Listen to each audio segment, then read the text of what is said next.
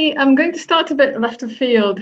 So I'm going to talk about sciences or disciplines, and by that I actually include psychoanalysis and psychology and psychotherapy, even though I keep saying psychiatry only. My idea is to look at the development of sciences outside the hospital or outside the consulting room, and to see how concepts and ideas from psychiatry and psychoanalysis, etc., interacted with other spheres of life and other spheres of activity, social, cultural, artistic, and political in socialist Eastern Europe. And I focus here on Yugoslavia, which I understand is a rather exceptional case, but it is also in my field. So and I think it's a rather instructive story of how broad the effect and the reach of psychoanalytic and psychiatric concepts can be, especially in a socialist setting. Because one of my arguments here is that psychiatry and psychoanalysis were used and appeared as a particularly useful lens or frameworks or even metaphors to understand and to discuss various contradictions and conflicts embedded in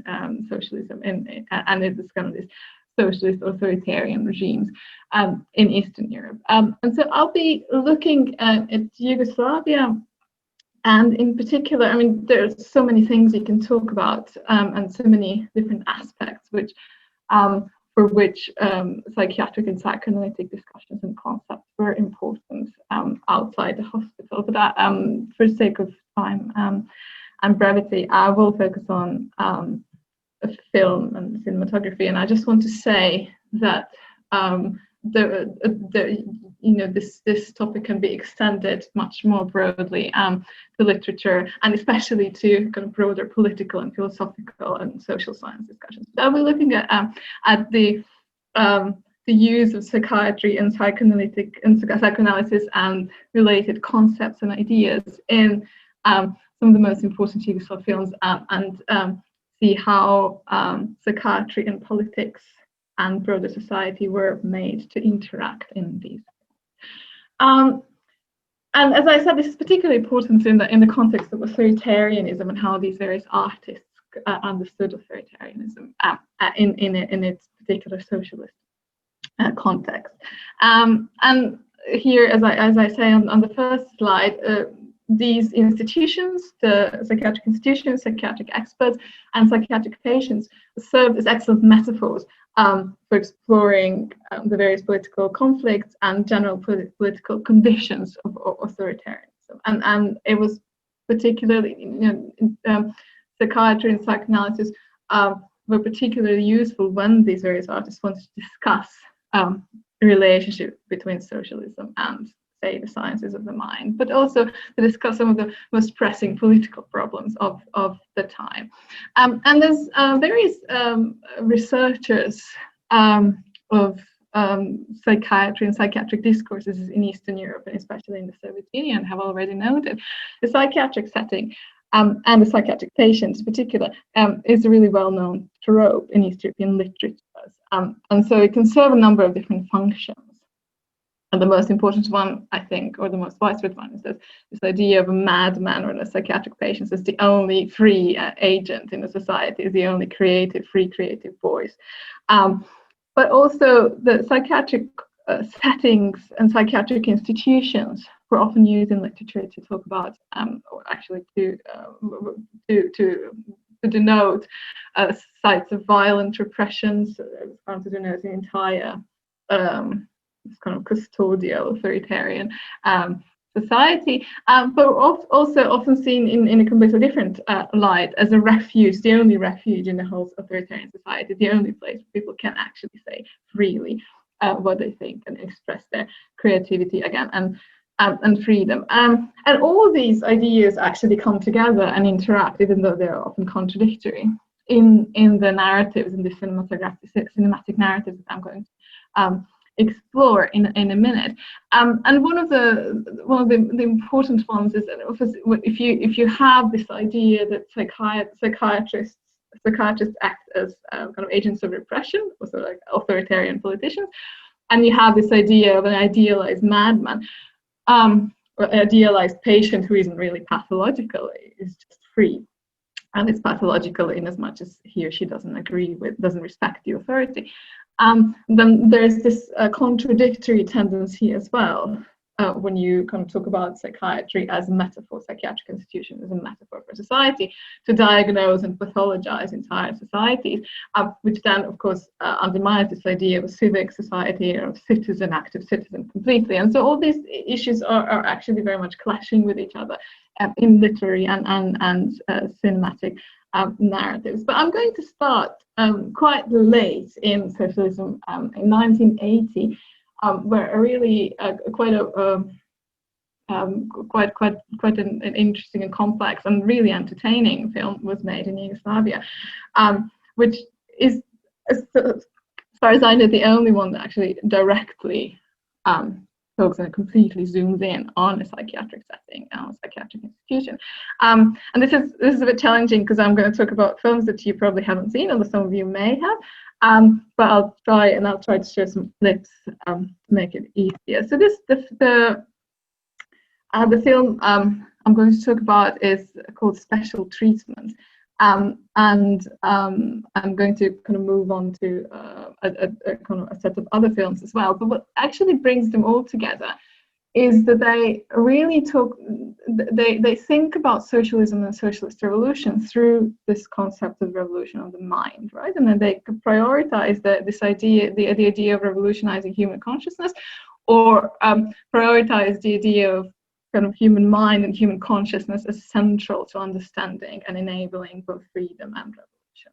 And as you know, Yugoslavia is a specific case because it experimented with these various socialist approaches and socialist paths, and develop its own kind of separate concept of workers' self-management and withering away of the state, and that kind of attempted to build a form of socialism in contradistinction to the Soviet top-down, as they called it, bureaucratic model.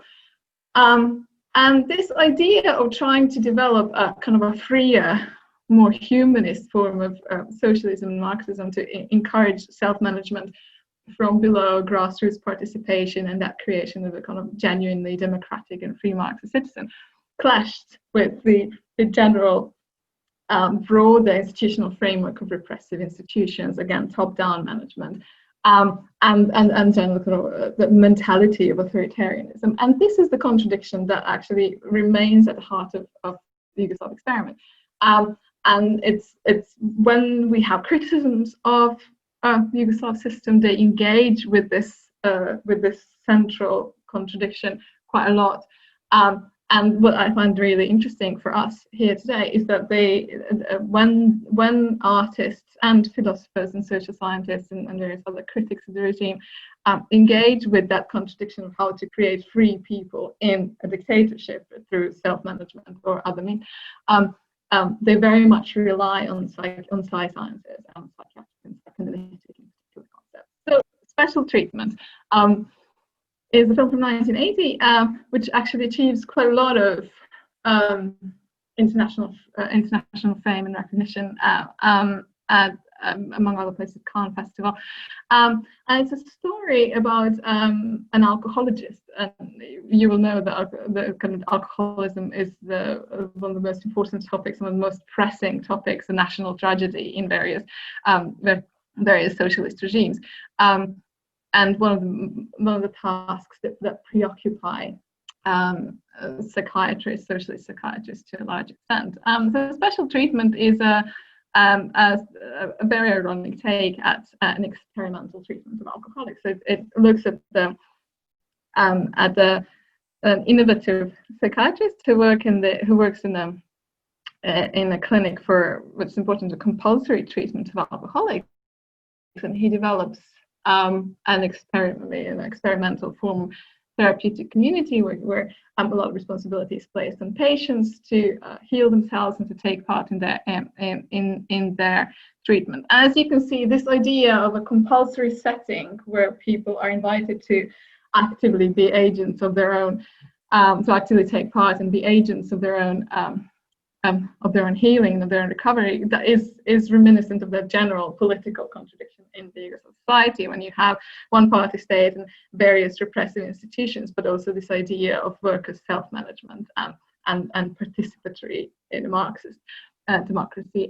What happens in the film is that so it's kind of a liberation treatment in liberation, and curing alcoholics in a different in a different kind of way, and insistence on patients' participation and responsibility and self-discipline. But as we see in the film, Dr. Illich, interestingly, is the main psychiatrist who leads this really quite sort of hilarious therapeutic community, is a rather authoritarian figure, whom the director of the film directly compared to Tito and his benign authoritarianism. And he's very much, his ideas of freedom and emancipation and kind of patients' liberation are very much marred by these rather repressive ideas of how to conduct a therapeutic community and what the choice is for these people. And I think what's really interesting here is that in his top-down approach, Illich seems to be relying very much on, or the character of Illich is created in such a way that it relies very much on the actual psychiatric discussions of Yugoslav alcoholists, right, in the 60s and the 70s. It becomes, Matthew Savelli has written wonderfully about this. This becomes a massive field, a very influential field within Yugoslav social psychiatry. They're kind of dealing with alcoholism. And Yugoslavia produces most well-known internationally, one of its most well-known psychiatrists is Vladimir Hudulin, who is an expert in alcoholism. And you may have heard of his Hudulin clubs of treated alcoholics. And so Illich in the film takes directly, I think, from these discussions of alcoholists who constantly move between repression and self-management. And this one, Hudulin insists in his writings on re-education, which is exactly what it is, re-education and rather forceful re-education of adult patients. And he says re-education is necessary, mandatory treatment is often necessary because alcoholics don't know how to help themselves. But he says re-education of personality cannot be completely successful if the patient is an object of such treatment only, right? So that social psychiatry requires that the patient should present himself as an equal subject in the therapeutic process. And that is the contradiction, right? But they're, as they say, the curing this, that they're faced with this national tragedy of this skyrocketing, that's very apocalyptic, skyrocketing rates of alcoholism. What they're trying to do in the context of different kind of socialism and humanist Marxism is have a different kind of therapeutic community, but in a very repressive setting. And this is what is constantly explored in the film, and what's kind of then blown up as a metaphor for the broader society, not only in treating alcoholics. How do you create active participants and free people and responsible people in the context of these mandatory institutions, or rather repressive institutions? And one of the most important, to my mind, one of the most important themes in the film is this kind of top-down idea of a civilizing mission. And I understand, I imagine that most colleagues will recognize this immediately as one of the kind of guiding lights of socialist psychiatry, this idea of civilizing mission, and not only socialist psychiatry, but it is particularly pronounced in the socialist psychiatry in Eastern Europe, this idea of psychiatrists as agents of modernization and civilization, eliminating backwards, eliminating primitive mentalities, this folkloric residues, right, and traditional forms of socializing. And in the context of alcoholism and alcohology, this is something that comes across strongly in the film. Like Illich hates his patients listening to folk music. He hates his patients exhibiting this more kind of rural and traditional forms of socializing and just being or entertaining themselves. And it's constantly playing them Wagner to kind of offset their own backwardness. And then this is Wagner's legendary melodies become kind of the theme throughout the film, and they just generally dampen the mood whenever they're played. But it's really interesting. So this is this kind of top-down civilizing mission, kind of liberating you top-down. But also this is something that alcohologists themselves in their actual medical discussions emphasize as the core problem, right? And alcoholism is the residue of the former primitive backward society that Yugoslavia was, and this is something that, so for instance, one of the leading researchers says in the 70s, families who don't take part in traditional rituals offering and consuming alcohol lose face in the social life of their village. They're likely to experience a decline in their capacity as participants. And he says the tavern, right, is the most important bond between urban and rural environments, because it's an urbanizing society with droves of rural inhabitants kind of move into cities, and as they see them increase the rates of alcoholism. So that kind of top-down civilizing is very much criticized in the film, but it is obviously the psychiatric setting is more than the psychiatric setting, right? It functions as a broader critique. And as I said, this is a metaphor for kind of benign totalitarianism is not the word to be used in the Yugoslav case, or possibly in any case, but the director himself uses this concept of benign totalitarianism to talk about Tito and to talk about Dr. Illich, whom you can see here as kind of a person who represents Tito in this micro setting. So this is about exploring the paradox, kind of political and psychiatric paradox that is at the center of both this clinic in the film and also the Yugoslav society. Self-management becomes self-discipline, and that is at the core of this very, very narrow idea, repressive idea of personal freedom, which Illich pushes forward, and that is freedom as an art of mastering yourself, right? That's an art of controlling yourself rather than an art of exploring and creativity. The experiment that in the film, the film is all about the of his therapeutic community of patients into a brewery to kind of demonstrate how much they achieved in terms of controlling themselves and self-discipline. And they're supposed to perform a play in this brewery, and it all, as you can imagine, goes horribly wrong, because you cannot liberate people top down is the message. So if this works, I'm going to just show you a little clip, like a minute of this clip, just to see how this works. This is before they arrive to their so tell me if you can see this, please. Can you see? Try to play it.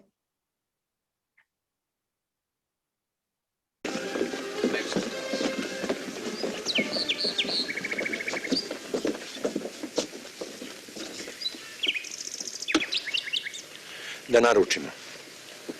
Mila. Kiselu vodu. Kiselu vodu. Kiselu vodu. Kiselu vodu. I isto. Meni šta bilo? Budi ozbiljan. Malo me sok, a meni hladno pivo.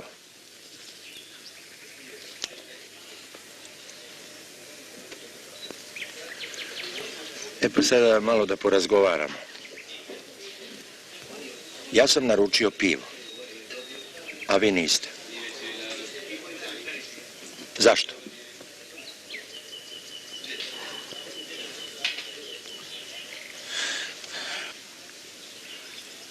Zato što smo mi alkoholičari, mislim bivši alkoholičari, ljudi bez volje i snage da se odupremo alkoholu.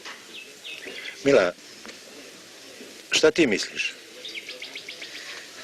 Pa ja mislim, kad bi mi naručili jedno pivo, mi bi posle hteli i drugo i treće. Ma i više, ko zna koliko. Marko. Osnovni problem je što smo mi ljudi bez volje. Zbog čega se stalno vraćamo pojmu volje? Rade. Pa rekli ste, kičma je kičma je volja... Zato što je volja kičma ljudskog karaktera, tako ste nas vi učili. Right, so this is what it is. so they can have their freedom of choice as long as they make the right choice, right? As long as they make the choice that the doctor is approving of, right? And they clearly don't know why they're choosing not to have their beer. But anyway, so this all goes horribly wrong in the brewery, where obviously it becomes clear that well, I won't tell you. If you want to see this film, it exists with English translations, obviously. So I'm not going to tell you the end. But this is a critique very much from outside. It's a critique which has very little sympathy with socialism and the Yugoslav experiment as a whole. But what I find really interesting is that the same, a reliance, not the same, but a very similar reliance on psychoanalytic and psychiatric concepts, functions, for a very different kind of critique of the regime. That critique comes from within Marxist ideology in Yugoslavia, from within the kind of the left, within the left of the party, or the kind of the ideological party. And this is probably a director you've actually more people heard of, and his name is Melinda Kovai.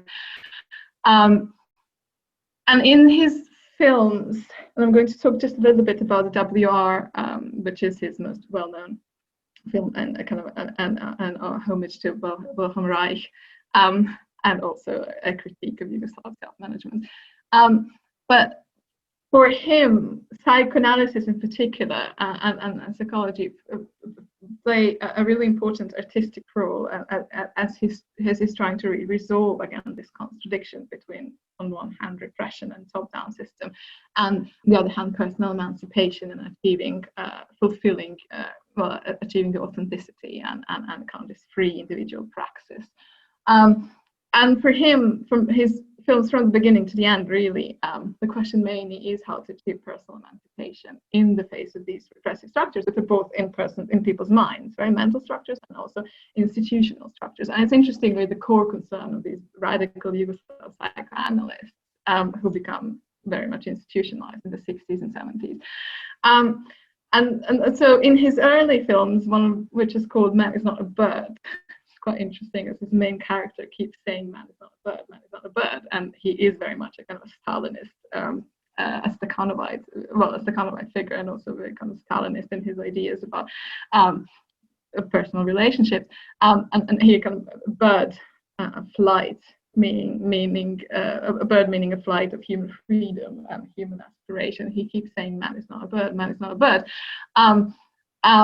And so what Kovai critiques is this inability of the Yugoslav state to foster and reward individual psychological emancipation and authenticity and autonomy. And he constantly zooms in these early films on these personal love relationships between a free-spirited woman and a likable but rather repressive and rigid mentally male. In the film I want to kind of end with, which is the WR Mysteries of the Organism from 1971. It's really kind of it's an acclaimed film which has been banned in Yugoslavia for a long time. As I said, it's a homage to Wilhelm Reich partly, but also talks about, it's kind of a Freudian Marxist critique of socialism, as of real socialism, or of this kind of Soviet influences as Kovai sees them in Yugoslav socialism. And this is the main main characters remain a young Yugoslav Reichian woman, Milena, and her love interest, whose name is he's an ice skater from the Soviet Union. His name is Vladimir Ilyich, and he does constantly spout he keeps quoting Lenin and Stalin as his own words. Anyway, they're both rather cardboard characters. But what's really interesting in this film, it's a montage, really interesting montage of that engages a wide variety of topics from the US, from the kind of the US radical politics and movements to the Soviet Union, to Nazism, back to Yugoslav self-management, and obviously the free love and kind of the freedom of sexuality or lack thereof in socialism. And the film posits in the most obvious ways and direct ways this direct relationship between totalitarianism and conservative psychiatric practice by kind of constantly interspersing, well, he's kind of following, he has his kind of speeches of Stalin, which are directly then followed by images of, or rather images of kind of psychiatric abuse from the Nazi hospitals, Nazi air hospitals in Germany, and going back to Stalin, right? So this idea of so psychiatry and this kind of abusive, conservative and custodial psychiatry, or this kind of interventionist abusive psychiatry, is directly then kind of identified with practices of totalitarianism and political dictatorship. But there is a bigger idea there, and it's an idea that is very much promoted by, as I mentioned, Yugoslav psychotherapy and psychoanalysis in the 60s and the 70s, and that is that it's not only that kind of crude connection between, you know, the Soviet totalitarianism and then the abuse of dissidents in psychiatric hospitals, but it's more than that. Is that psychiatry, if it's not a radical psychiatry, i.e. in Machiavelli's sense, if it's not Reichian psychoanalysis, then it's sabotaging the revolution. It doesn't have to be this kind of direct oppression, but conservative side disciplines, they produce minds that cannot be revolutionary, right? They produce obedient minds. They produce minds that are incapable of questioning authority and then capable of revolutionary consciousness. And I'm just going to give you a quote from a rather kind of considered mainstream psychotherapist in Yugoslavia in the 70s, who says something like that. He says, psychotherapists must be aware of a trap in which they often fall to become a protector and advocate of the interests of the family and of the society, and then to see and to protect their interests uncritically, and that therapists should not act like a person who offers freedom to the enslaved by smiling and encouraging the enslaver. The enslaver here being the conservative forces in the society and in the family of the patient, right? And so the therapist kind of liberates the patient, and that kind of fosters that kind of questioning attitude towards authority.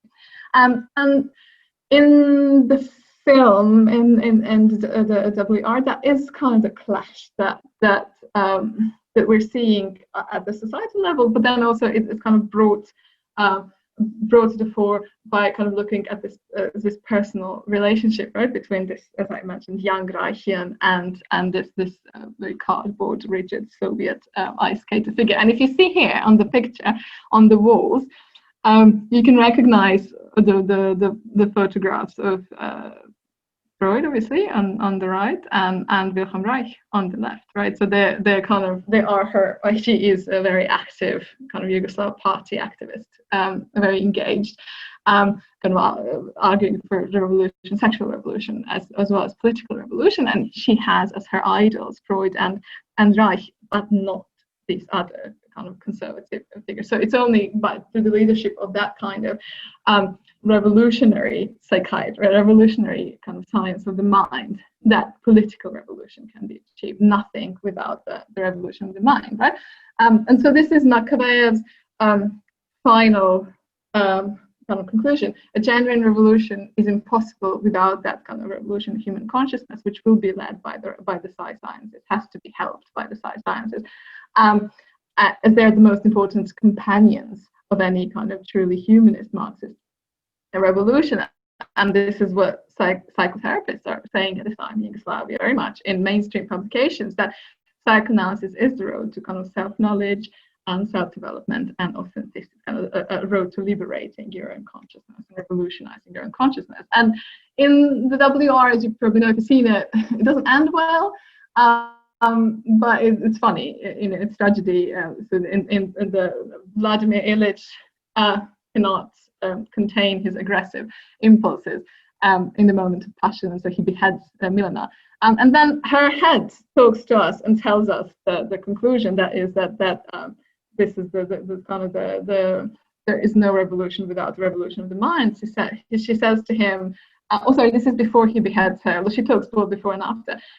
But she gives him the speech, and he says, "You love all of mankind," and he very represents the Soviet system. Right?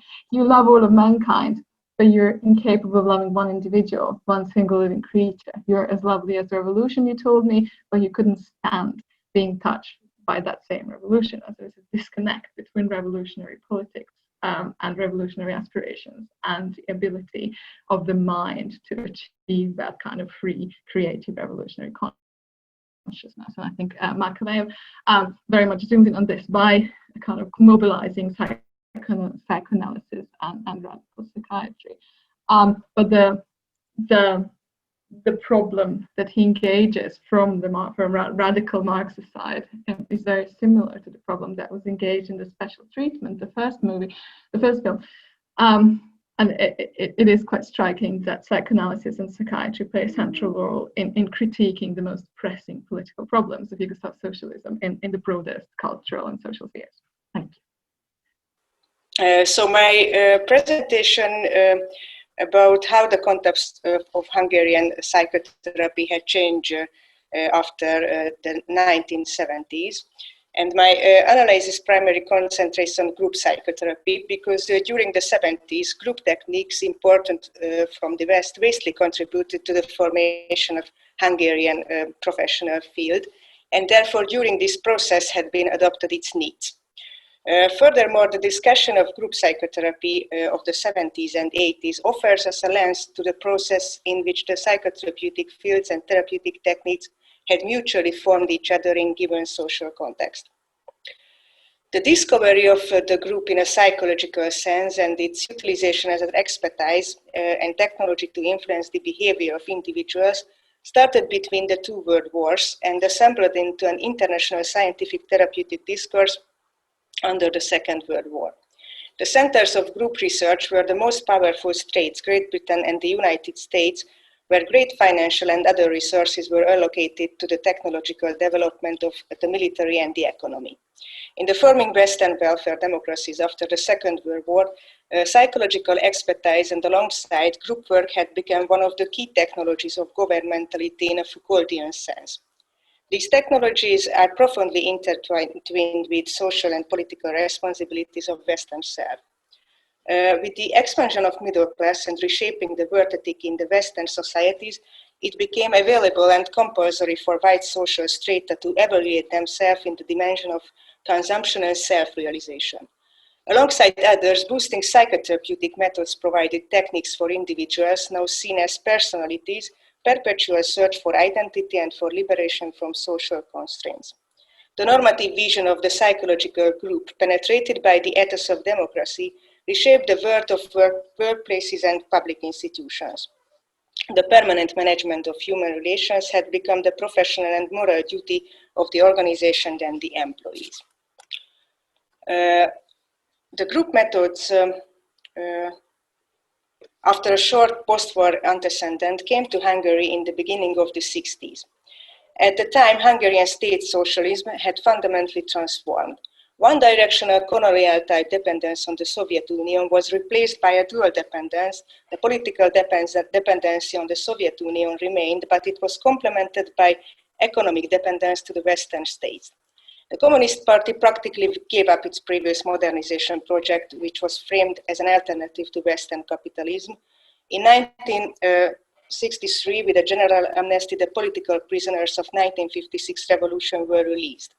In a pacifying compromise, in exchange for people's political passivity, the party gave up its mobilizing ambitions and guaranteed the freedom of private sphere and relatively high standard of living. After the years of Stalinism and almost a decade of prohibition, the end of the 1950s, a formal psychology training at universities and official journals of psychology were restarted. Psychotherapy, however, since it was not a policy priority, developed separately from university education.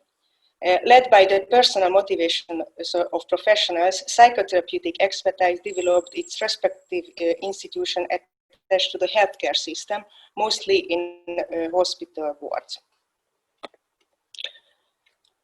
These professional communities were organized informally, characteristically around a charismatic authority. They gathered in private meetings where one could only gain entrance on the basis of personal recommendations. For the few, these scenes offered access to such knowledge and skills, current Western literature, diagnostic and therapeutic methods, supervision, that was only part offered by formal university education. These workshops were not illegal, but the fact that they were organized informally and that psychology had been considered a reactionary anti-systemic doctrine just a few years beforehand gave them a certain status of the political opposition. In these circles, formal institutional positions were substituted by personal relationships and qualities. I call informal such relationships where the exchange of economic and symbolic goods is neither abstract nor disconnected from the group's personal relations. In this sense, Western psychotherapy is formal. Expertise can be attained in formal institutions. Practice requires formal qualifications approved and accredited by an official institution. The relation between therapist and the client, or the therapist and the group, is the prime and most sensitive aspect of formal regulation. In this case, the efficiency of the therapeutic relationship, interpersonal intimacies, precisely stems from the sharp distinction from personal interchanges. In any sort of therapy, the therapeutic relationship disqualifies relations outside therapy between the patient and the doctor, such as job hierarchy, kinship, friendship, love affairs, etc. Western psychotherapeutic methods underwent a characteristic transformation when entering to Hungarian informal professional communities. Since in the 60s, neither the resources nor the opportunities were available for wider outreach. Thus, the subject of group psychotherapy initiatives were primarily the professionals themselves, and the patients of given hospital wards were only secondary beneficiaries. Therefore, the method strongly connected to the reinterpretation of psychology as a profession and an intellectual role. Contemporary group psychotherapy was practiced in two important centers. The first was the group led by a young psychoanalyst in the József Attila Hospital, György-Hidas. Here is not young, but I couldn't find another picture about him. And the second was the community of a former communist psychologist and political prisoner, Ferenc Mérei, and his young followers in the psychological lab of the National Institution of Psychiatry. The young doctors around György-Hidas considered the adaptation of Western psychotherapeutic methods primarily a professional question. For them, being in opposition meant that they considered themselves as independent experts. They kept distance from the official ideology of state socialism. To the contrary, Ferenc Mérei represented the older generation of the intelligentsia. His charismatic pedagogy was not restricted to the transmission of professional knowledge, but he had quite distinctive expectation with regards to what type of human a young psychologist should become. Méreism meant a clearly delineated system of habitual moral and lifestyle expectation, what was made clear to the disciples who tried to fulfill it to the utmost extent. In this moral universe, informal community, professionalism, and the catalogue of personal qualities were organically interconnected. What's more, it was an object of cultic respect. From the perspective of György-Hidas and his colleagues, the fact that group techniques had to be acquired within the shortage of economic and other resources, within semi-informal frames and in the lack of formal training protocols, often in the crosswind of dilettantism of party bureaucracy, was due to the lack of Western institutional system in Hungary. For Mérei, the group was an intellectual mission. The primary efficiency of the group originated from its community-forming power. For him, new Western methods, Levin, Rogers, Moreno, and the group psychoanalysts provided tools to the creation of particular enclave-like informal publicity of state socialism. From an interview with Mérei in discussion with one of his disciples, this is a quotation. So, for example, I'm strongly working on making this group a community. I want my friends to become a community. How are you working on it? Mostly with paying attention to them. If you are cold and you don't have a galosh, I will buy a galosh for you. If you don't have a job, I will constantly keep in my mind and I will use my connections. If I looked for a business partner, I look for one from here. This is about creating the bonds of togetherness. If I didn't have a wife, I would choose only from here. The quotation from Ilona Fonyo, who was one of his disciples. This ambition significantly transformed the basis standards of Western group methods. The aim of Mérei-like group psychotherapy was not adopting Western techniques with forced compromise, but instead to create a professional community based on personal informal ties and strong moral values. The moral qualities of psychologists and their communities and the accomplishment of the moral expectation of self-realization were precisely guaranteed by the fact that the understanding of mechanism of psychological group enabled them to rewire the relations of the members into a real informal community. Mérey demanded intermingling of medical and everyday role as a principle. Until the regime change, the Mérey School and Hida School were the two rival paradigms of Hungarian group psychotherapy. As a Mérey disciple remembering, this is a quotation, in the Psychotherapeutic Weekends there was saying, "Here comes the Mérey girls," but we replied, "Those are the Hidas boys." This is from Clara Ajkai. These two groups together decided the fate of group psychotherapy of the era. One important aspect, it was that psychotherapeutic technology imported from the West was normative in two different senses. The Hida School perceived Western standard as normative by employing a framing that positioned state socialism as anachronism. The Mérey School adopted Western technologies with the aim of creating an integrated informal professional community as a moral alternative to existing socialism. By the mid-70s, the informal field of group psychotherapy strengthened to the extent that it stepped out to the public as a form of the civil sphere. The movement of Psychotherapeutic Weekends, launched in 1974, had developed from semi-informal second publicities and essentially shared their features and values. The idea came from György Hidas and his colleague Béla Buda. The organizers were the members of the Hidas group, psychoanalytically oriented psychiatrists with deep commitment to group methods. The event was not connected to any state or party organization and did not receive any state subsidies. The organizers and the demonstrators of the group methods work as volunteers, and highly unusually in the era, the participants had to pay a participation fee and covered their accommodation and catering. The moderate fee was not a big undertaking for a public servant, a teacher, or a nurse with an average income. Psychotherapeutic weekends were organized along the principles of the British Tavistock Conference model. The 3 days long weekends were organized in rural town in collaboration with the leaders of the local psychiatric wards. The aim was to displace participants from their home environment and daily hierarchic work relationship, and also to offer an opportunity for local professionals to get acquainted with the group methods and thus to create a nationwide publicity for psychotherapy. The weekends more or less followed the same script for 12 years. The first day started with a public lecture on a current question of psychotherapy, which was then discussed in small debate groups. The demonstration of group methods, such as group analysis, psychodrama, and encounter group, took place in small groups. Each participant visited the same small group from the beginning to the end of the weekend. Thus, one could experience one group method at a time. The small groups were led by the members of Mérey or Hidas groups, who by then had become prestigious professionals. The small group were followed by the so-called large group, where the whole audience of the weekend gathered. The large group was similarly non-directive because the organizers envisaged that the group dynamics of the whole community would form and became visible at the large group. The weekends had soon become much more popular than the organizers expected. From early on, apart from beyond psychiatrists and psychologists, journalists, teachers, social scientists, artists, and other reformer intellectuals also wanted to participate.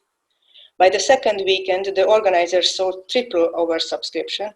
For 150 places, there were 450 applicants. Some of those who didn't get a ticket climbed over the fence. The psychotherapeutic weekends had become social event. The psychotherapeutic methods, which at first of all served to strengthen the group identity of the informal circle of psychologists, now become a vessel for the progressive reform movements in the 70s and the 80s. Citing from György Hidas, psychotherapeutic weekend was not only interesting because of psychotherapy. Apparently, it had become a vessel of some kind of social movements that had just embarked on its journey or just run aground in Hungary. Just as economic reform, which started in 1968 and were held back a few years after. This event was conceived in a lucky moment when people's strong creative powers were interested in psychotherapy in the region. There are several reasons behind the huge popularity of the weekends. The audience and the professionals were attracted by the weekend's independence from the official state or party bureaucracy, which was thus free from ideological slogans. This fact by itself implied that the participants went to an event which was exempt from the power hierarchy of the party-state system. Notably, it was unusual and liberating that all participants were at least formally equal. A nurse as well as a chief doctor could equally speak up in a large group. The demonstration of the group methods were young professionals situated in the bottom of the formal hospital hierarchy. The whole event and the non-directive leadership of large group in particular offered a genuinely original experience. It wouldn't have been possible at any other professional or official events that people could say or talk about whatever they wanted. Unsurprisingly, the Psychotherapeutic Weekends, similarly to its antecedent semi-informal professional groups, were surrounded by the aura of political opposition. In the Psychotherapeutic Weekends, the ethos of technocrat professionalism and the mission of the movement had fitted harmoniously. Within professionals as well as in the wider publicity, psychotherapy was associated to the general reform discourse of the era, with the economic reforms reloaded from the end of the 70s, and with the critical views of the reform communist intelligentsia that urged the democratization of socialist institutions. Although the organizers and the event sometimes had been attacked, first of all from conservative old neurologists, the weekend had become increasingly popular year by year. Regular press publicity and the broader public discourse around psychotherapy ensured that the values represented or attributed to the event, pluralism, democracy, self-organization, would be interpreted in the context of legal process opposed to the conservative wing of the party. Nevertheless, participation at psychotherapeutic weekends meant a sort of thrilling political risk for the organizers and the audience.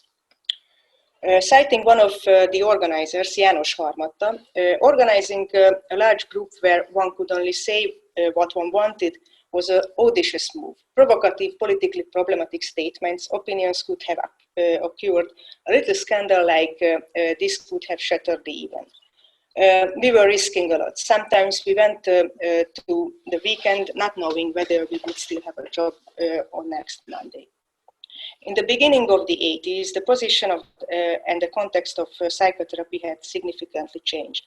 The psychotherapeutic weekends played a great role in the development of psychotherapeutic institutional system and in the formalization of training. Psychotherapeutic knowledge had reached a wider society, and through state healthcare services, psychotherapy had become available for the population. Parallel with this process, from the second part of the 80s, the scope of private psychotherapy started to expand.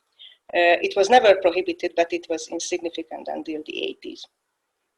Hungarian state socialism underwent changes from the beginning of the 80s. The deepening of the economical crisis prompted a new wave of marketization reforms the end of the 70s. These reform initiatives started a complex structural change as, citing the current Western neoliberal literature, they explained the problems of the economy from the market distorting effects of the state interventions. Some examples of the economical and public intellectual slogans of the 80s are decentralization, marketization, which all problematize different aspects of surplus power of the state. As we have seen, psychotherapy was organized in the form of second publicity within the walls of public institutions. This tradition and the psychotherapeutic weekends both strengthen the ethos and practice of state-independent self-organization within the psychologist profession. By the second part of the 80s, psychotherapy had literally become a marketable profession. On the one hand, the demand of such services significantly increased. On the other, the number of practicing psychotherapists had risen as well. The organizers of the weekends, the former Méreigers and Hidalgos, had become officially acknowledged professionals, leaders of psychotherapeutic trainings, chief doctors, professors. From the second part of the 80s, the opportunity of private practice had first of all opened up for them, which significantly transformed the ethical principles of the organizers and the movement character of the event. The movement of Psychotherapeutic Weekend exhausted by the mid-80s. In 1986, the staff decided to finish the weekends. Citing from János Harmata, after 1978, with the deepening of the economic crisis, prices had gradually increased. While in 1974, the participation cost was 250 Hungarian forints, it increased to 1,320 by 1986. A significant part of the participants could not afford from their salary. Early career professionals were the most disadvantaged. The staff had never received any compensation for their work. This fitted to the movement character of the weekend. By the time, several staff members had started paid therapeutic works. Some suggested that group facilitation should be paid for and that the weekends should be profit-oriented. But realistic conditions for such profit-oriented activity were not there. This demand instigated tensions among staff members. The technologies aiming to shape human behavior, gathered under the name of psychology, are embedded and shaped by their very social context. Although I did not detail the Western context of psychotherapy, this paper shed light on how local economical or political demands influence the content of this experience. Without doubt, after the regime change, psychology had become one of the most important techniques of the individualized neoliberal subject.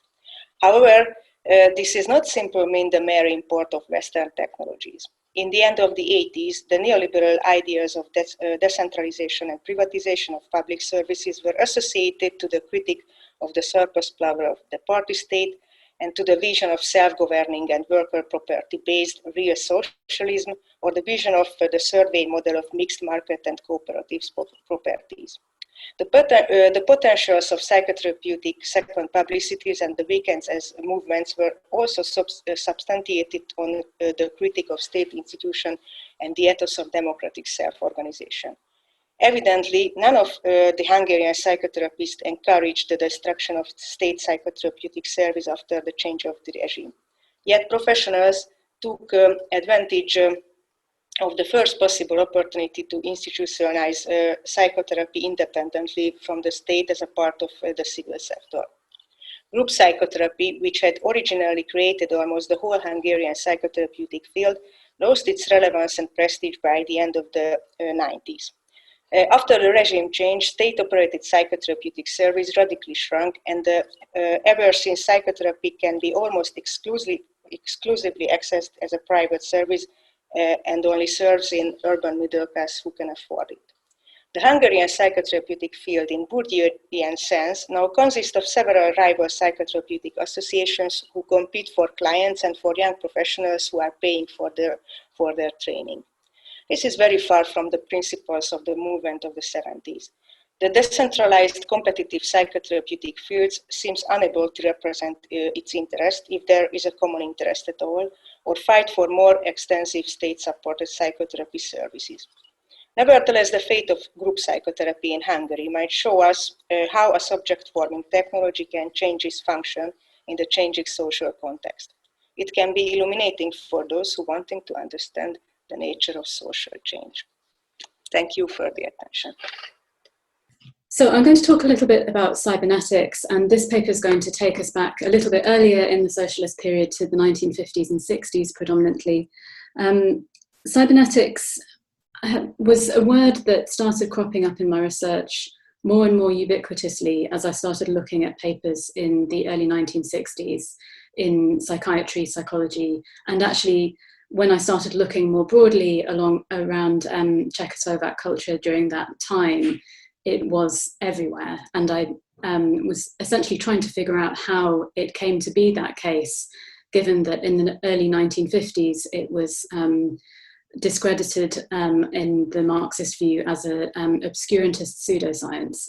So this story will track some of that change of the fortunes of cybernetics, and it'll also look at the way that it was taken up in particular by the psychiatrist Vladimir Vondracek, who was one of the most prominent psychiatrists in Czechoslovakia in the 20th century, I would say, and his colleague Zdeněk Wunsch, who was also a psychiatrist but who had a very specific interest in the early computer sciences and cybernetics. And this, to put it in context, this particular case study is of interest to me because it deviates a little bit from quite a lot of the other types of example that I've been looking at.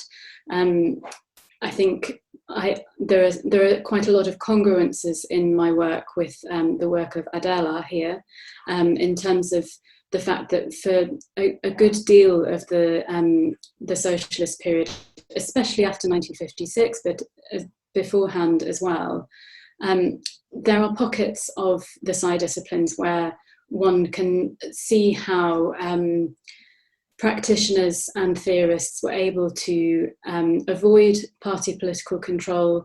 They were able to operate kind of in plain sight, often not even necessarily underground or behind closed doors, and follow their own theoretical predilections. So one big example is the use of LSD psychotherapy, which was actually quite heavily funded by the Communist Party during the 1950s and 60s, all the way through to 1974. And the practitioners who were experimenting on this, first as an experimental psychosis project, and then later as a psychotherapeutic project, where it was believed that LSD, but also psilocybin and other psychedelics could accelerate they say the psychotherapeutic process, but actually it was really quite psychoanalytic. It was drawing on Freud, Jung, and also the psychoanalyst Otto Rank. And this is not even really the most extreme example of an instance where psychiatrists and other Psy-professionals were doing things which were ostensibly against the ideology of the regime in plain sight. There are many other examples in my work and in others' work of such things, whereas this case is slightly different in that it looks at two psychiatrists who were more cautious with their public face. Behind closed doors, in conversations with colleagues, they would voice support for Freud's ideas, for example. They would be somewhat sarcastic about the Pavlovian paradigm. And in Vondracek's own private diaries, you can see this tension where he really is quite annoyed about the way that that publishers and censors try to make him incorporate more Marxist theory into his publications. But nevertheless, in his public face, he actually doesn't necessarily toe the party line, but he does make use of rhetoric and play with rhetoric that is ideologically acceptable in order to, I think, further his career interests and to enable certain ideas to be brought to the fore in a way that could be aligned with and acceptable to the regime. Okay, I have a number of images to show you. There isn't one to go with the very first part of the paper, so you'll just have to cope with my title for a little bit longer. On the 25th of February 1956, as we all know in this room, Khrushchev delivered an unscheduled speech to the 20th Congress of the Communist Party of the Soviet Union, entitled "On the Personality Cult and Its Consequences," the so-called secret speech. And this is seen as a turning point in the history of socialist Eastern Europe, as we all know. But in Czechoslovakia, it actually, in the standard accounts of Czechoslovak history, this is not really seen as the moment when de-Stalinization starts to happen. There's a narrative of delayed de-Stalinization in Czechoslovak history, which really doesn't start to get going until the early 1960s and after the death of Klement Gottwald. But one of the things that I've noticed in psychiatric and other medical writings is that you can argue that the thaw, for want of a better word, And even actually an active sort of de-Stalinization process started to happen much sooner than the standard narrative of Czechoslovakia normally gives us. So I would argue that even in 1956, you start to see a reckoning with the Stalinist past. On the 6th of June 1956, the Purkyně Society of Psychiatrists and Neurologists convened a meeting at which they criticised the ideological phraseology that had permeated the introductions of so many books, papers and congresses in recent years, in which they argued that these documents usually advocate some undefined materialistic standpoint in the face of some usually unknown bourgeois ideology and ideological differences, without specific explanation, indiscriminately applied to all practical problems in psychiatry. And they labelled this as caricatures, which actually ridicule Marxist philosophy in its true sense because it doesn't engage properly with Marxist thought. They argue that Pavlov's teachings and reflex theory, which had previously been very heavily promoted, I wouldn't say that Czechoslovakia had a similar process as the Soviet Union in terms of the Pavlov sessions that occurred there. The Pavlov sessions in Czechoslovakia were much more about promoting Russian and Pavlovian concepts. They argued that this should not be disregarded completely, but that there should be a kind of creative and, using my own word, interdisciplinary extension and furthering of Pavlov's ideas, but drawing from the new sciences which had been developed in more recent years, including cybernetics as one that's mentioned. But it was only a few years earlier, and I'm showing you this is a cutting from Rude Pravo, the main Communist Party newspaper from 1952, which really does the opposite. It states that cybernetics is, and I've translated Pavěda Tmářů as obscurantist pseudoscience. It really breaks it down as being something that is not congruent with Marxist theory. And the main crux of the earlier rejections of this, I would argue, are not, as some historians, such as Slavogerovich, have at times argued, they're not just propagandistic casting aside. It is actually to do with a very serious grappling with Marxist philosophy of mind, going back to Engels' anti-Düring and looking also through Lenin's philosophies. And one of the key points that is made in a lot of journals, including in psychiatric journals in the 1950s, about why cybernetics is not acceptable, is that there is a particular approach to a philosophy of mind which argues that different complexities of matter, so from inorganic matter, crystalline matter, metals, etc., through to biological matter, and then up to the more higher states of organization of matter in the higher nervous system. These things are fundamentally differently constituted. So you can't, the things that the brain and the central nervous system can do cannot be replicated by lesser developed biological systems, and even less so by inorganic systems. So the idea that, and this is to do with a kind of the way that Marxist theory, and particularly Leninist theory, draws on evolutionary concepts, sort of seeing a hierarchy of sophistication of these different stages of development of different types of matter. And so the idea that a machine could actually mimic or produce the same kinds of processes as the animal or human brain is just not acceptable for Marxist philosophy up to a certain point. Nevertheless, this very suddenly starts to change in, I would say, in public discourse in around 1958. And this is specifically to do with the work of a Czech philosopher of science and party ideologue who actually went to the Soviet Union and spent a good deal of time working in philosophy in the Soviet Union, called Arnošt Kollmann. And he was very much, he fell out of favour with the Stalinist regime. In 1953, he was actually imprisoned in the Lubyanka in 1952, I think. And once he was released, he was a mathematician as well by training, and he really set about trying to rehabilitate cybernetics as a science of the socialist future, really. There's a great deal of kind of propaganda work, but also more serious philosophical work by him, which tries to make the argument that Soviet society cannot do without the types of new computing machine that are emerging in the West, and need to catch up on this in particular, but also does a lot of work to try and rehabilitate the idea that information processing systems can do similar things to what the brain is able to do, because fundamentally it's not about the substance, it's not about the kind of matter that is used in either of these two different phenomena.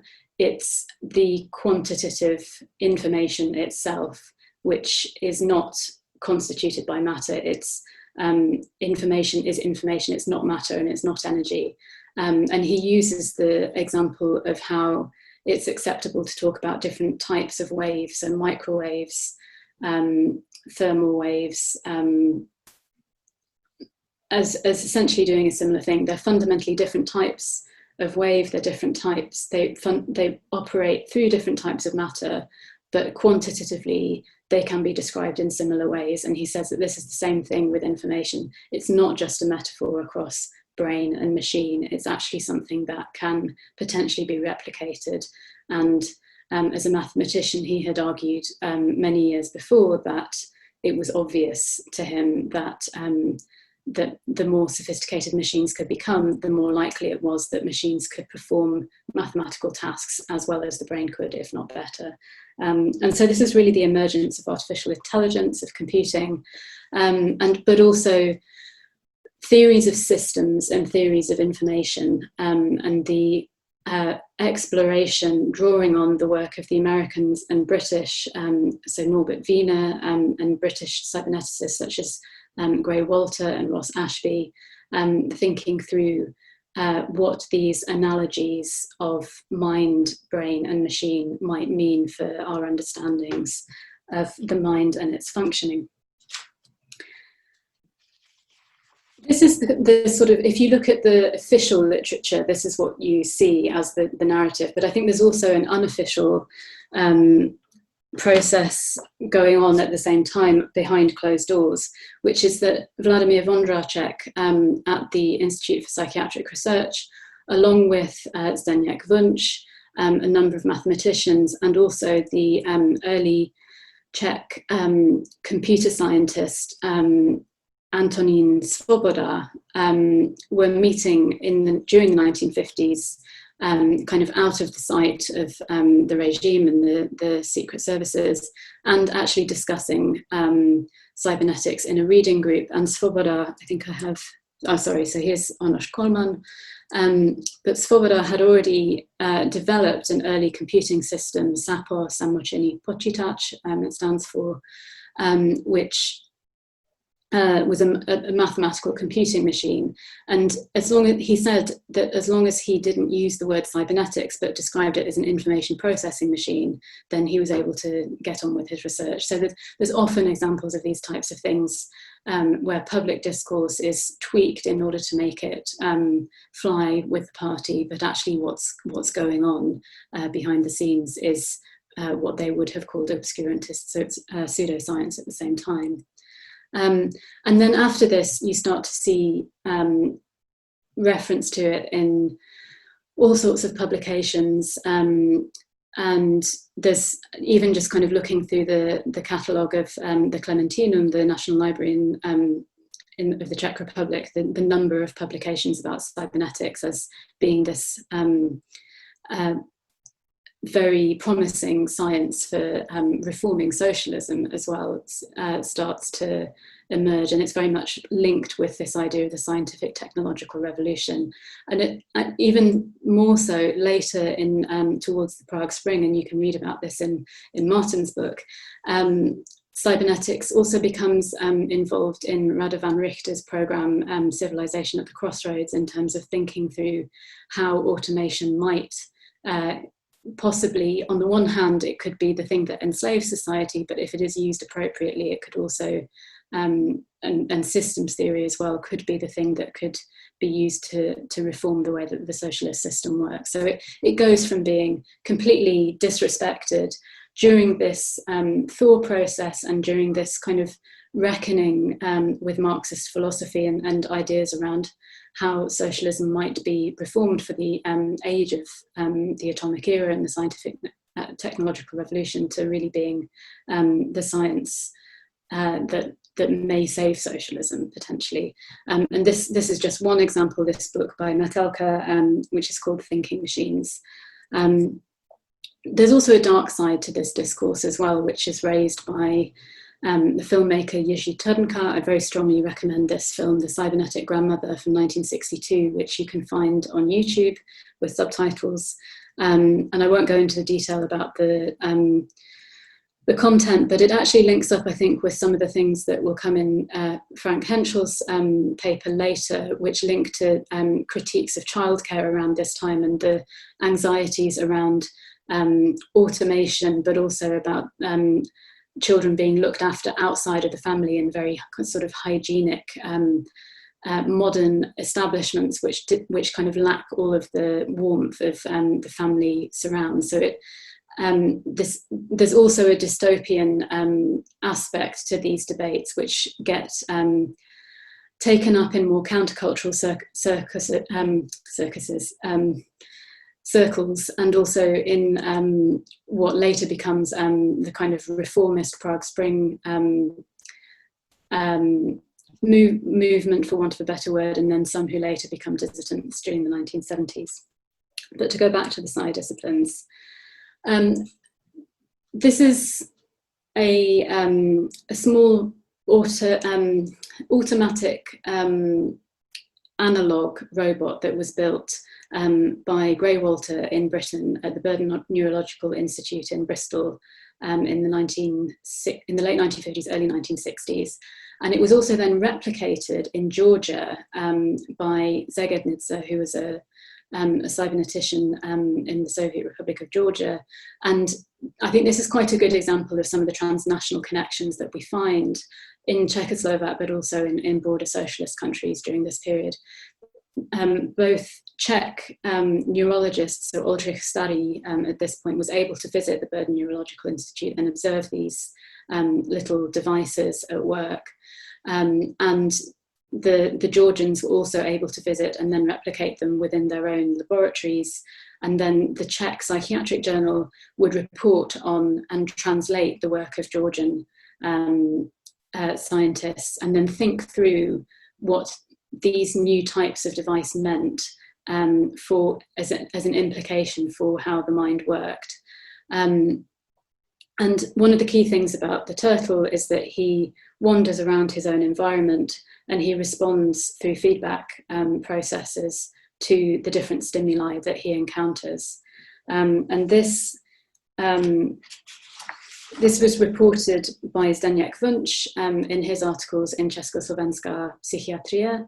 But then later also there are kind of extensive, again, quite philosophical, and I won't go into the details, but if you're interested, I can run you through some of them, discussions about how actually it is helpful for psychiatrists to understand what these machines do and to think more clearly about information processing, and the idea that machines can produce models of the mind which can then give us potentially models for mental disorder and how we might understand that.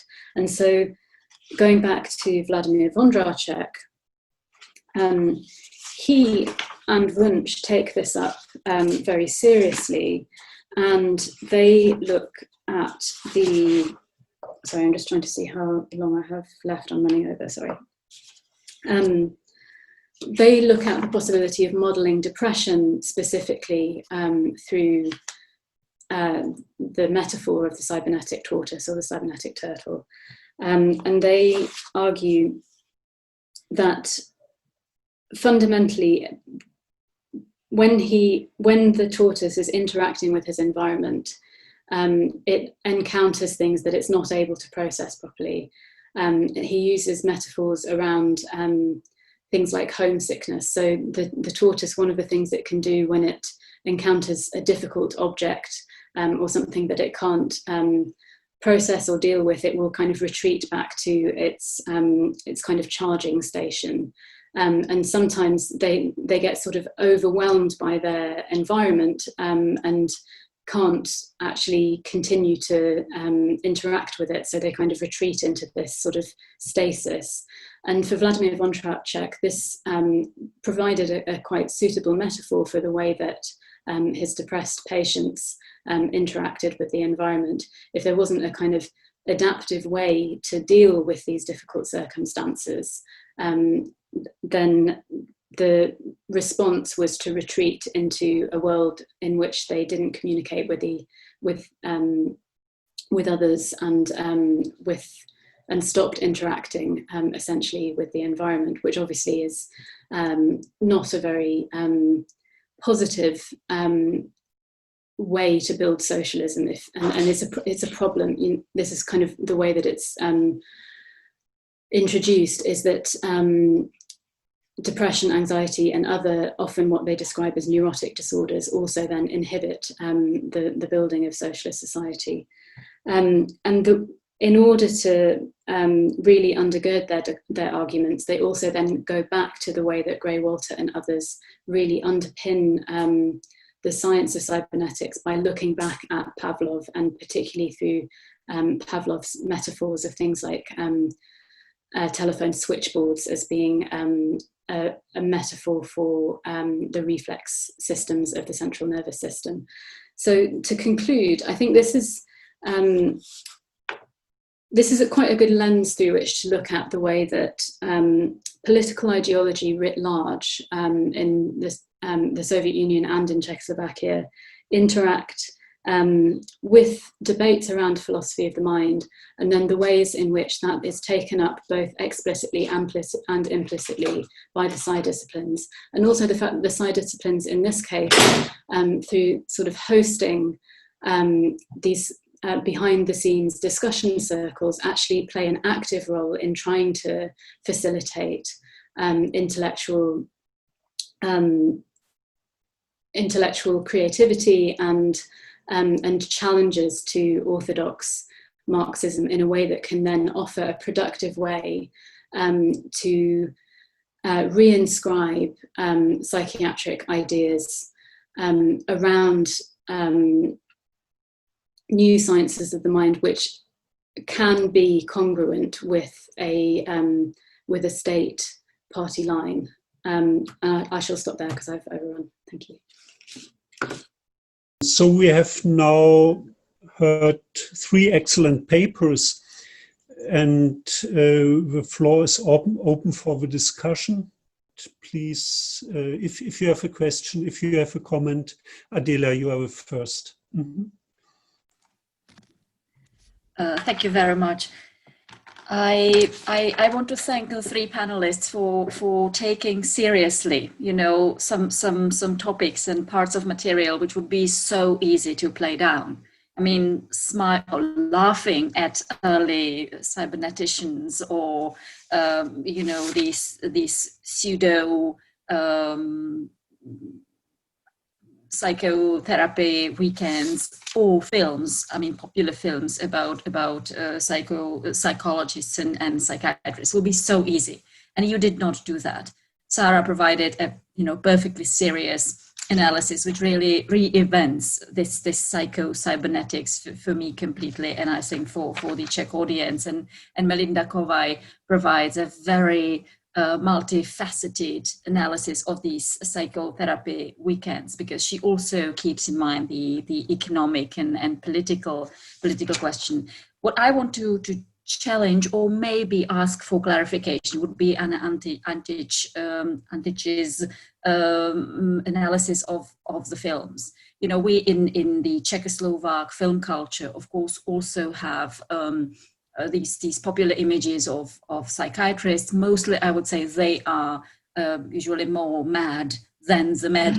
So that would be the stereotype. But we also have a popular image of an anti-alcoholism fighter, Jaroslav Skala, you certainly know the name, who in fact was a very progressive psychiatrist in exactly, you know, making the patients a part of the process, turning them into these participants of the treatment.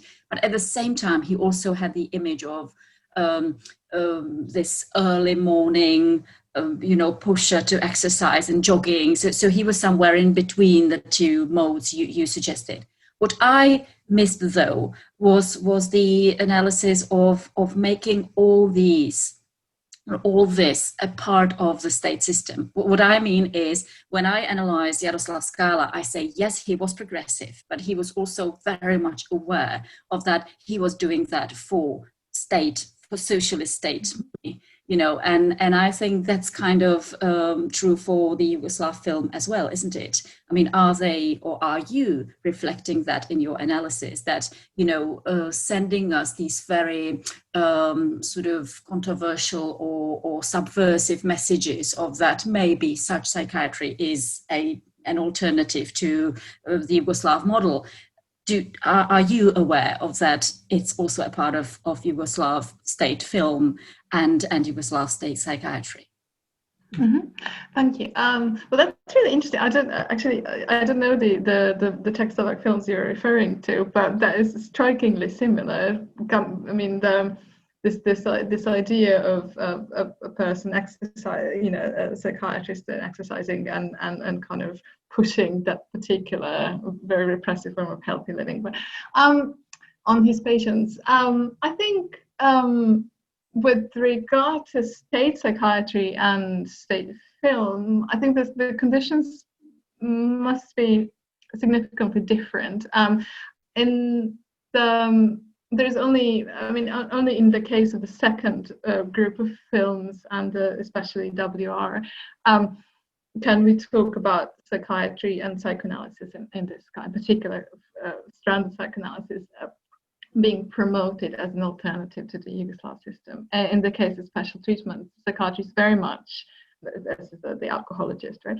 The exercising alcohologist. The critique is very much turned towards psychiatry, towards any kind of psychiatry, in particular the way it was practiced in the socialist setting, this kind of contradiction of involving patients at the same time as oppressing them. On the other hand, Machiavelli's films offer this sort of they try to think about alternatives to the psychiatric practice, but also alternatives to the political system. But I think his own position within the Yugoslav state is very, very unstable. I mean, his early films were allowed to play to limited audiences. The film that I focused on in this one was actually unofficially banned and only re-emerged in the 1990s, and was banned in a scandal, in a kind of a big political scandal at the film festival. So, but it's interesting that he, the way he thinks about psych, and so he is outside the system, and he had to continue his career abroad actually, but. He is outside the system, but what I find really interesting, and maybe that didn't come across because I didn't have time, but the kind of psychoanalysis, psychoanalytic and psychiatric ideas he promotes are actually not different from mainstream psychotherapy and psychoanalysis in Yugoslavia in the 60s and 70s. I mean, the ideas about human mind and his ideas about what a therapist should do and how a therapist should engage his or her therapeutic community are, as I showed through these quotes, are actually quite typical of this kind of mainstream psychoanalysis and psychotherapy that existed in the 60s and 70s and developed I think that is the difference, that I mean, psychoanalysis could actually be called psychoanalysis in Yugoslavia, and it became the dominant framework for the practices in Psy disciplines. And it was actually, and I wrote a different paper about it. It was actually incredibly radical in the sense of Western radical psychotherapy. And it was radical and critical in that sense, in which, say, the praxis group of these political philosophers and dissidents was critical of the, not necessarily directly of the Yugoslav system, and no one would say that, but they were critical of that particular form of thinking. They were particular of these authoritarian or kind of obedient mentalities, and they were thinking about them, their role as perhaps the psychotherapist in Melinda's paper as a kind of a social mission of liberation of the consciousness, but actually within the system. I mean, within the ideological system of socialism. So these psychoanalysts didn't exist as dissidents outside the system. And when this director tried to actually think through the implications to the end of their psychoanalytic insights, then he got in trouble with politics. But interesting, with the political establishment. But interestingly, the state psychotherapy, I think, means something different than perhaps in your case. So this response. We have 25 minutes for the discussion. I think breaks are very important, even more in Zoom conferences than in traditional conferences.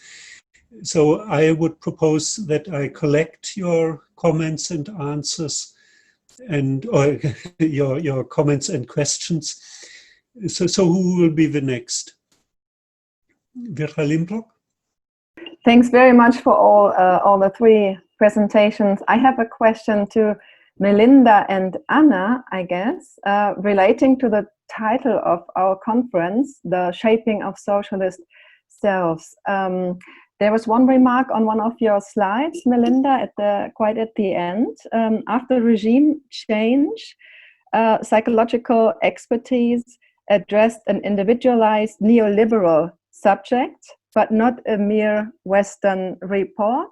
That is what catch my attention. And I think that, Anna, there was, in your presentation, you were also talking about the notion of an autonomous, freed self expressed in the critique within the films. And I was wondering, can you, in a positive description, or can you describe the kind of self that was imagined here, if it was not a westernized self or a Western notion of a free self? Was there a kind of notion of a self free from society and free from socialism, or was it some kind of socialist self? Are there further questions? Well, okay, Florian Ruttner and Kate Davidson.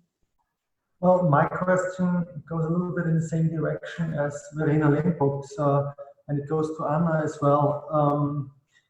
It has two parts. The first one is a rather formal part, because what you described is this critique of, let's say, authoritarian socialism, and on the level of psychoanalysis or with psychoanalytic instruments.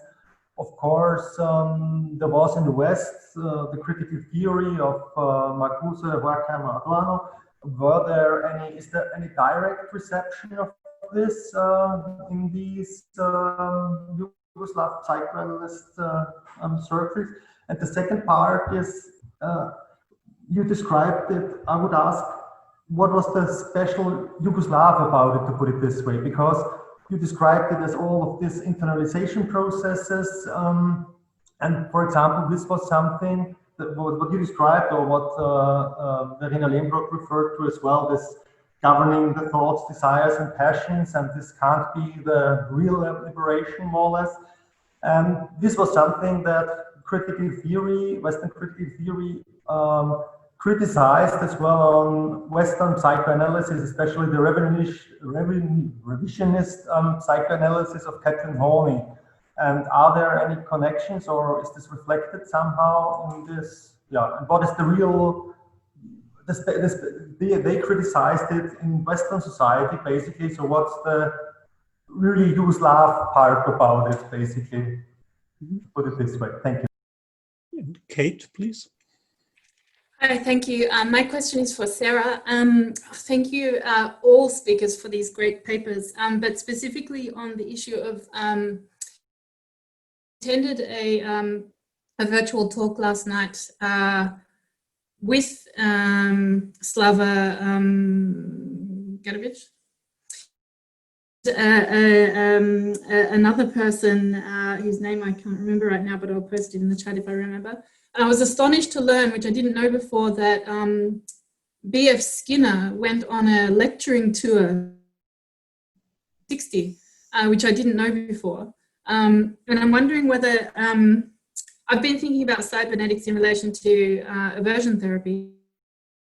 And I'm wondering whether in these, when you're seeing these kind of discussions of cybernetics come up again and again in the official discourse, whether there is mention of kind of, I have a theory that actually the very sort of instrumentalized, sort of stripped of emotion sort of version of modification that Skinner was practicing tied in very, very well with these kind of more computational, dehumanized kind of dogmatic sort of versions of cybernetics. And I'm wondering what you think of that. Okay. Who wants to have the first answer?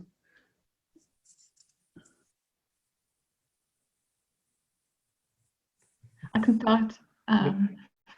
Thank you very much.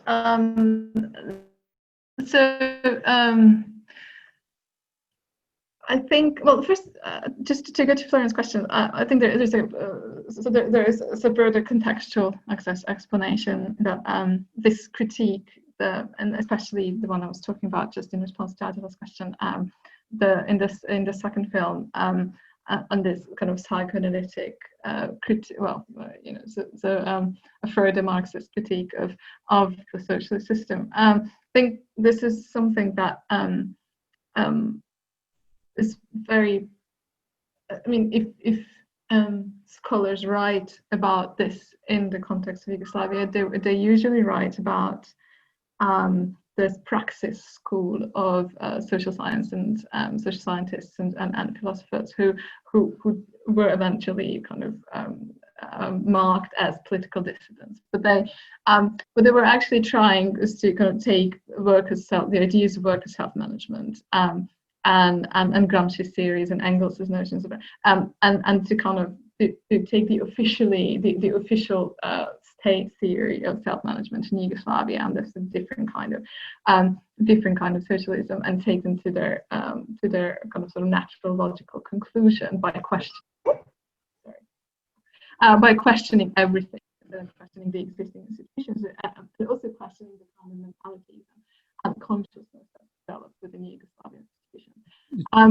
And for them, all the Western theories or the German theories that you were referring to were extremely important, and they were direct, so personal connections. So people like Marcuse or Fromm came to this cultural island and regularly attended these summer schools that organized by the praxis group.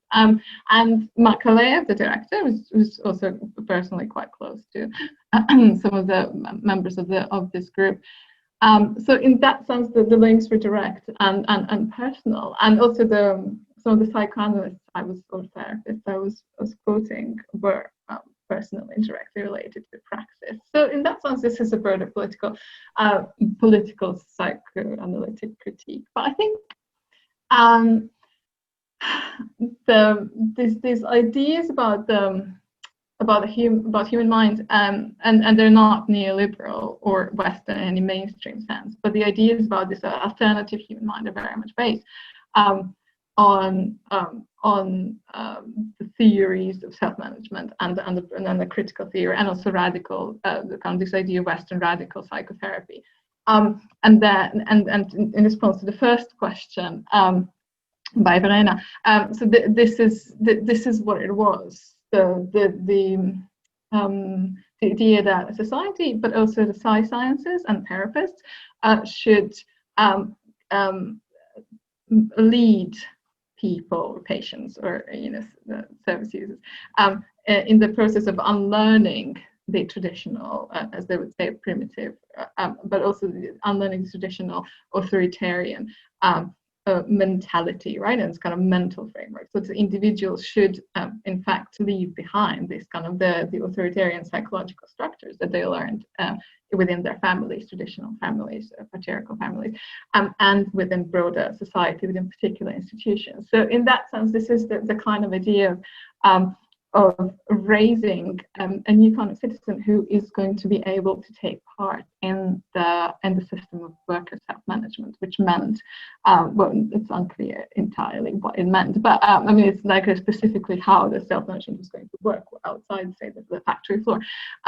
But the way it was imagined by psychotherapists and psychoanalysts was that the people would be allowed to, first of all, question the existing authorities, and to be able to have the right, the kind of the level of confidence to take part in the broadest variety of political and social and economic discussions, right? And so that they would be called on to make, as one psychotherapist said, to make decisions in politics, in economics, and foreign policy. And so that kind of education and personal development that would lead to this kind of personal self-fulfillment and fulfillment of a variety of one's capacities and possibilities, right? This is kind of very Marxian notion of kind of early Marx. Think about early Marx and that notion of achieving self-fulfillment and kind of practicing this kind of free praxis, practicing a variety of kind of trying oneself in a variety of settings,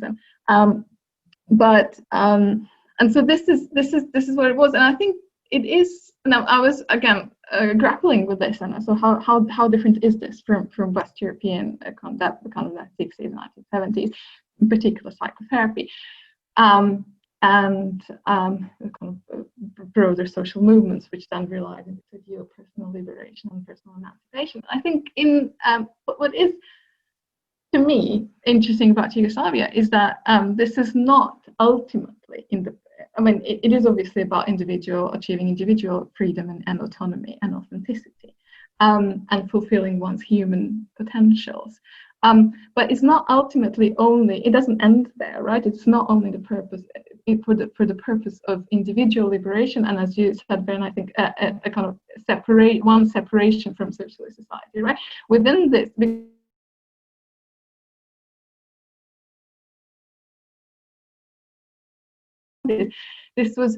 this individual liberation was meant to be for the purpose of creating this utopian socialist society. So it was meant to create a kind of a truly different kind of society than socialist society than Soviet top-down, whatever they imagined as Soviet socialism at the time, which really wasn't as crude as they imagined it in the 70s. But I think what they were trying to say is that this kind of personal liberation, which is partly discussed in Western psychotherapy as well, for the purposes of just personal development, will have to be for a broader, for a higher purpose, as to create a society like a polis, they called it, a truly, genuinely democratic, self-managing social society in which people could be leaders and self-managers, as well as just kind of citizens who express solidarity with each other. Hope that makes sense. Okay, thank you. Sarah, you might be the next to answer.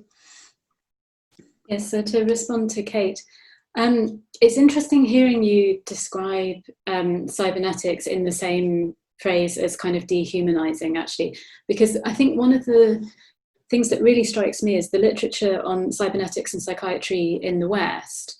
It tends to actually be more associated with the counterculture, with people like Gregory Bateson, with these kind of ecological ideas of mind, and that we need to reform society and the environment and the economic situation in order to, because once you've got a better environment and better systems and better relations between people, then the individual will thrive better. And whereas that, I think there's a degree to which that's sort of implicit. I suppose it's obviously not associated with the counterculture, in Central European socialism. But it is a way of thinking through Pavlov for the post-scientific technological revolution age. But the sense that I have in the writings by psychiatrists, and I haven't actually seen cybernetics used in relation to aversion therapy or by Kurt Freund, and I'd be really interested to know whether you have actually seen these ideas taken up in relation to aversion therapy. It's still kind of bound up with mental hygiene, essentially. Like, how can we better understand the functioning of the mind in order to help these people to have better mental hygiene, which in turn will reduce neurosis and will contribute to a better socialist society. So the feeling of it being dehumanized is not really apparent from the texts necessarily to me.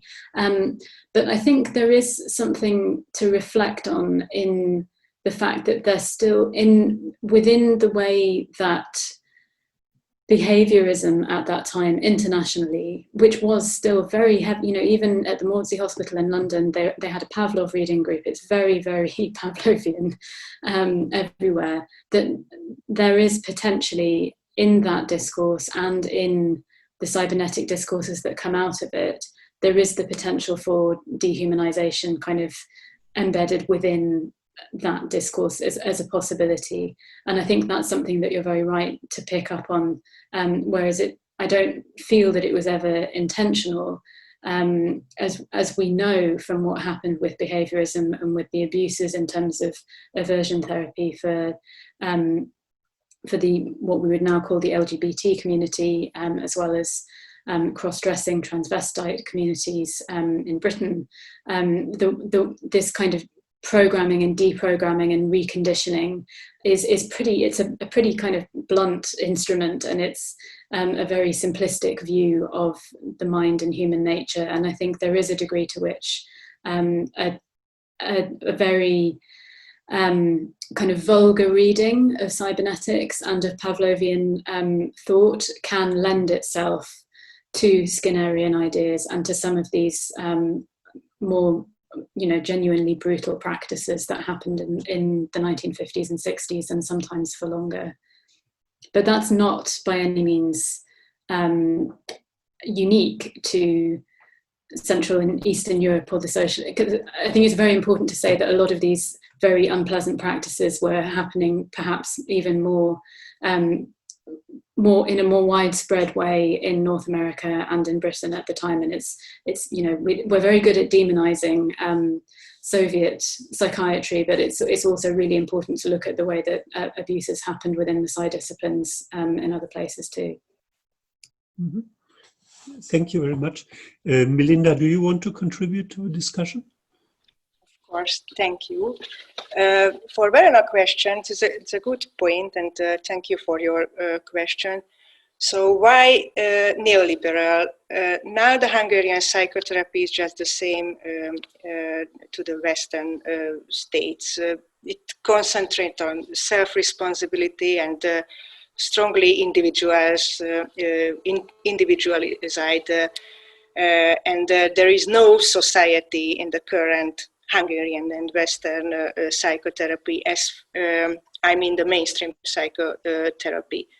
But I wanted to point that the antecedent of that kind of psychotherapy in Hungary was this kind of social movement, which was highly socially committed, and it was a kind of not a typical, it's a kind of activist with very strong social responsibility. And it concentrates on the community aspect of psychotherapy, but now there is no any community in Hungarian psychotherapy. So I wanted to point that it seems that the fate of Hungarian groups psychology based on a kind of non-intention result after the regime change. So the antecedent was this kind of movement and this little circle who worked as a community. So this is my answer. Thank you. Thank you. So there can now be a new round of questions, and there's one question from Jan Arendt. I have a question to Sarah. You mentioned that the idea of cybernetics and became very important in reform communism in the Prague Spring, where the need for a decentralization of the socialist system and the need for democratization was linked to this idea of feedback. We need more feedback in the political system. And I would like to know if these psychiatrists such as Vondracek and Wunsch, if they made this link, like what was their position during the Prague Spring, and did they somehow link the idea that the mind functions like a cybernetic system to the idea that society and the political order should be more cybernetic and should rely more strongly on feedback?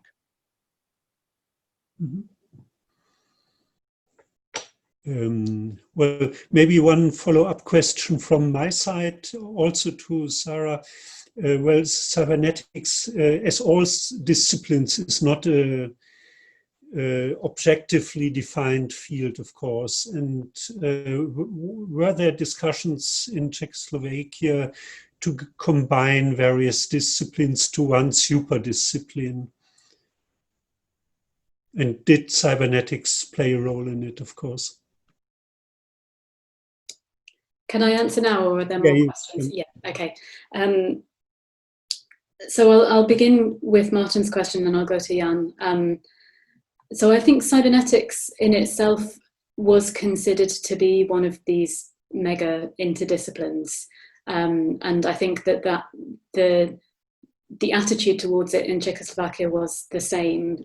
So there were a number of people came to it from their own disciplinary training, but it in itself was considered to synthesize across a lot of different scientific approaches. And my understanding,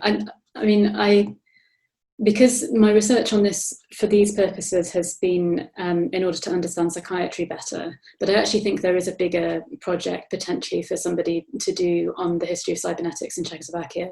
And I think it still exists as a discipline, separate from information sciences. I think you can actually still study cybernetics, and there are faculties of cybernetics. In fact, Ivan Havel, Václav's brother, is a cybernetician by training, and so I think it did hold that promise in the 1960s to be similar to what it did in the US in a slightly different way in the Macy conferences, to be a very powerful science, both for different areas of medicine, technology, but also for understanding society and economics as well. There's a really good book if you're interested in the interaction between cybernetics as a science and socialism more generally, on Allende's Chile, about Stafford Beer going out there and actually setting up a whole kind of cybernetic economic system. It's called Cybernetic Revolutionaries by Eden Medina, and it's published by MIT Press. And I think a similar approach to some of the stuff in the scientific technological revolution in Czechoslovakia could see some parallels between the types of debates that were going on in different socialist societies at the same moment, which leads me on to respond to Jan. And actually, I really have to apologise because I owe you an email on this topic. And Josef Harvat, who I know you're looking at in relation to theories of stress, was one of the really key early pioneers of popularising cybernetics in Czechoslovakia. And I think he actually wrote the very first article on it in about 1958, almost immediately after Wiener published his first one. And actually, I'm probably not the best person in the room to comment on the later take up of these ideas during the Prague Spring time. But the key text that I've been looking at in relation to this is the publication, which is credited to Radovan Richter, called Civilization at the Crossroads, which is published in 1967, but which is actually a report at the end of a long series, I think, of monthly meetings of members of the Academy of Sciences. Sorry, that's obviously a delivery, but I'm just going to leave them to do it. Where people from a very wide range of different disciplines and approaches came and met. I actually interviewed Miroslav Teich, the late historian of science, about this shortly before he died a couple of years ago, because he attended those meetings. And Zdeněk Wunsch, who I mentioned in the paper as one of the co-authors of that article, I think was on, he's listed as one of the co-authors or as part of that panel. And he is a psychiatrist. And so there are certain passages within Civilization at the Crossroads which talk about the impact of neurosis on socialism at a collective level and the need to address this. And part of the way that these types of cybernetic reforms might improve society would also be to improve the outcomes of neurosis and mental illness. And that there's another big discourse. Sorry, I'm actually going to have to go and open the door for that parcel. Yeah, just a go. Yeah. Thank you. Sorry, the perils of conferences from home. Yes, so Zdeněk Wunsch was involved with it. There was a whole discussion around mental illness and neurosis, which doesn't just feature in that particular article, it's everywhere. The idea that modern civilization, civilization has two different sides to it. Civilized societies also create civilizational disorders such as neurasthenia, and neurasthenia in particular is something that was debated a lot. And one of the ways that this might be addressed could be through cybernetic thinking. But cybernetic thinking, I think, involves all sorts of different things, and I think it gets bound up particularly with ideas around the built environment at the same time, which I think also features in the Richter report. And so one way of approaching this is through ideas of human ecology and redesigning the ecology of human society, including through methods of built environment, better understanding of systems and feedback, etc. So it is very much bound up with that, and psychiatrists were involved in it. Thank you all who contributed to the